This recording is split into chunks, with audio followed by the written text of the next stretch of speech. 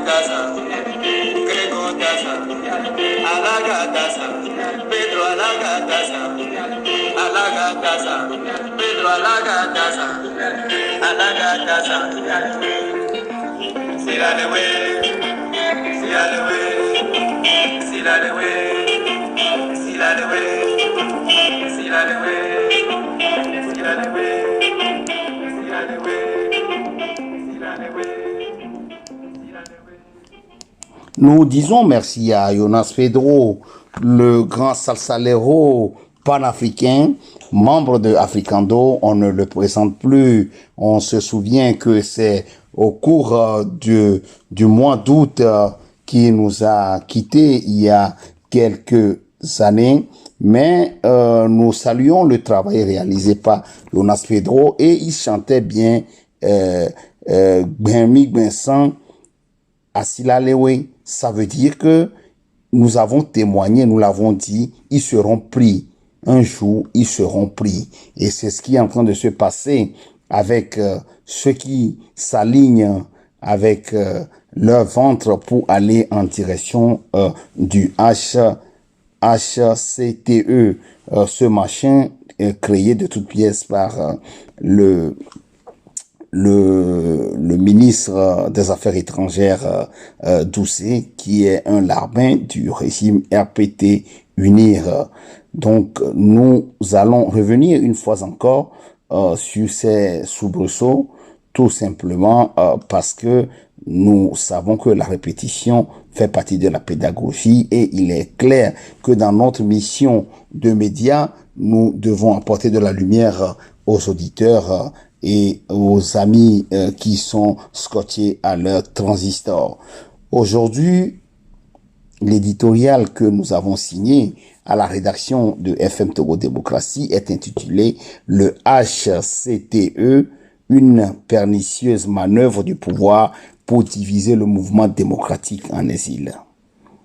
Dans ce contexte où la contestation monte inlassablement contre le pouvoir dictatorial, notamment à Londres, à Paris, à Berlin, à Bruxelles et tout récemment à Genève, il faut donc faire preuve d'un aveuglement volontaire ou d'inconscience pour accepter de participer aux différentes discussions les 24 et 25 juillet dernier dans les chancelleries de la dictature. Il est remarquable qu'après des années de lutte qui se sont soldées par des échecs successifs, notre peuple et ses filles et fils de la diaspora commencent à prendre conscience, à élever leur niveau politique pour comprendre et détecter toutes ces perfides manœuvres de quelques groupuscules qui sont allés prendre langue avec les envoyés de la dictature à Bruxelles, à Paris et Genève. Les démocrates regroupés autour de la plateforme Togo en lutte et de la rédaction de la radio en ligne FM Togo Démocratie traquent non seulement les fausses conceptions que les promoteurs de ces groupuscules distillent, mais aussi les surveillent comme du lait sur le feu. En l'instar des faux démocrates de l'opposition, Agboy Boyaovi, Fab Jean-Pierre, Apé Vendodi, Adjamagbo Johnson, Folie Antoine, Olympio Gilles Chris, pour ne citer que ceux-là, qui nous font croire depuis 28 ans qu'on peut transformer un dictateur et ses affidés par des joutes verbales et oratoires. Des explications de la DTB et ses semblables en Europe et ailleurs entretiennent eux aussi l'idée qu'on peut transformer par un dialogue constructif le HTCE de la dictature en une instance démocratique, d'où il ne cesse de réclamer un certain dégoût, une forte représentativité de l'Europe par rapport à l'Afrique au sein de cette officine du pouvoir. À en croire cela, on peut facilement se convaincre qu'une forte représentativité de la diaspora européenne et américaine pouvait changer la nature prédatrice du pouvoir et apporter le changement dont aspire le peuple togolais. Ainsi, la mise en place du HCTE est devenue un combat d'hommes, de gladiateurs qu'il faut à tout prix rentrer dans l'arène pour triompher. Et c'est ce qu'un promoteur de ce combat futile nous conseille entre autres termes de mouiller le maillot. Mouiller quel maillot? On a vite compris que rentrer dans l'arène pour mouiller le maillot, c'est réclamer à corps et à cri une concertation, un énième dialogue constructif avec le pouvoir. Quel dialogue constructif? Force est de constater que ce fameux maillot qu'on nous conseille de mouiller n'est ni celui du redoutable attaquant togolais d'alors Apeti Edmond Di Kaolo, ni du grand cycliste Charles Vigafan, c'est plutôt le t-shirt mystificateur des animateurs des 3S qu'il désigne par un vilain lapsus de maillot. Des t-shirts que portaient sous l'œil narquois du tyran Yadema des animateurs de Areto et autres groupes de danseurs lors des cérémonies pour célébrer Étienne Yadema. C'est effectivement sous la bannière de ce t-shirt de la honte que tous ces groupuscules d'été, c'est-à-dire diaspora togolaise, Allemagne, Belgique, Suisse et consorts, et leurs semblables sont allés s'asseoir à la même table que les envoyés de Robert Doucet et de l'apprenti dictateur. C'est dans ce registre que les compatriotes les plus sincères, lucides, se posent des questions sur une telle revendication de dialogue dit constructif et de concertation avec ce régime qui, on le sait, a toujours réservé une destinée calamiteuse à de tels dialogues depuis le début du processus démocratique en octobre 1990.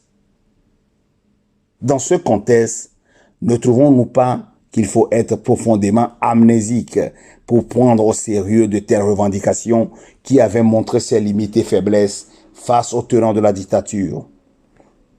Ceux-là ont-ils oublié le nombre de négociations et de dialogues dont les décisions sont restées dans les tiroirs en faire de Lomé II.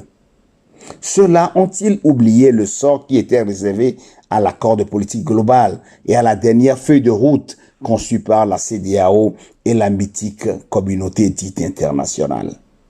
L'expérience de notre lutte a montré que cette revendication de dialogue dit constructif n'est qu'une simple chimère, une manière de négocier une place au sein de ce système, au sein de cet appareil. Pour preuve, dans un passé récent, nous avions connu des leaders politiques qui maniaient les mêmes arguments pour se faire nommer comme Premier ministre, ministre ou bien se faire élire comme député.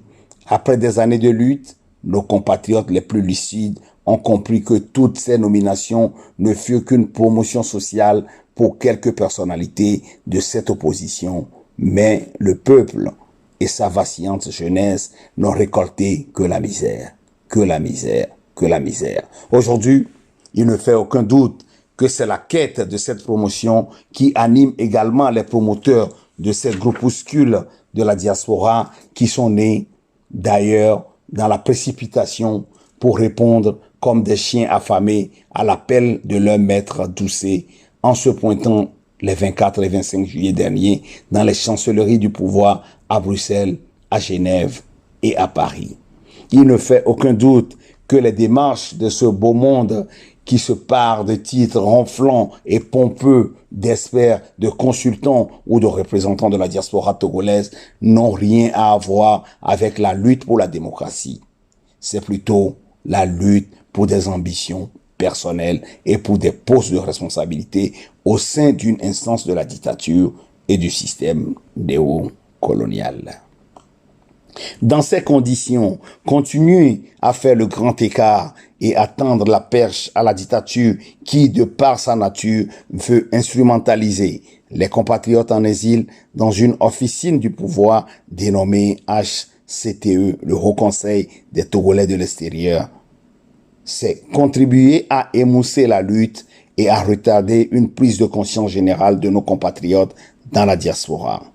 Les compatriotes de la diaspora ne doivent plus nourrir des illusions à l'égard de ce pouvoir et il faut comprendre que nous menons une lutte de libération où les tenants de la dictature sont dans leur rôle pour débaucher quelques arrivistes et opportunistes qui peuvent les accompagner dans ce processus qui a comme objectif de contrer, de désamorcer le mouvement démocratique en exil. Un mouvement salutaire qui se développe de jour en jour contre cette dictature oligarchique, responsable de la situation dramatique que nous connaissons au pays comme à l'étranger. Indéniablement, c'est ce funeste rôle d'accompagnateur que tentent de jouer vaille que vaille tous les groupuscules DTA, DTB, CTS, Codi Togo, Togo Debout, qui connaissent pertinemment la nature du régime, mais fin de réclamer à corps et à cri une concertation, un énième dialogue dit constructif avec Faure et son larbin Doucet. Dans ce contexte, il n'y a qu'une seule solution. Les compatriotes les plus lucides, sincères, en symbiose avec les démocrates regroupés autour de la plateforme Togo en lutte et la rédaction de la radio en ligne FM Togo Démocratie doivent dénoncer ouvertement Doucet et son HCTE, mais également ce fameux dialogue dit constructif comme une pernicieuse manœuvre qui a pour objectif d'accompagner le pouvoir despotique au lieu de le combattre jusqu'au bout. Voilà l'éditorial que notre rédaction a voulu vous livrer aujourd'hui. Nous allons continuer en musique, toujours avec Jonas Pedro. Jonas Pedro qui nous chante Mipouene Bagnon, toujours avec le rythme cubain. On le sait très bien qu'il a vécu en partie à Cuba où il s'est formé à la culture et à la musique et surtout la salsa.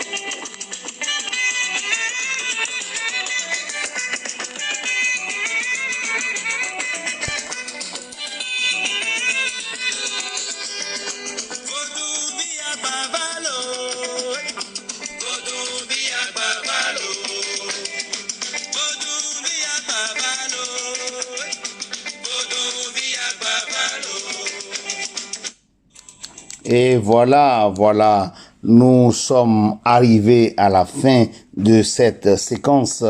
Retrouvez-nous en ligne sur le 3fois.fm Togo, 3 fois